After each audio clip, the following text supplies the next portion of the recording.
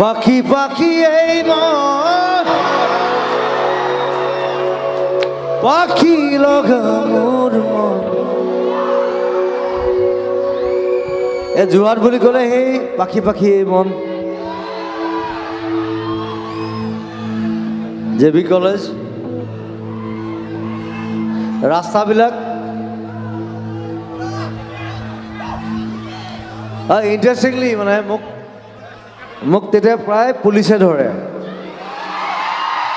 ৰাতি police army তেতিয়া একদম আৰ্মি বজৰং চলি আছে আৰু মোৰ চুল তুল দীঘল তেওঁ সদায় এতিয়া মোক ধৰে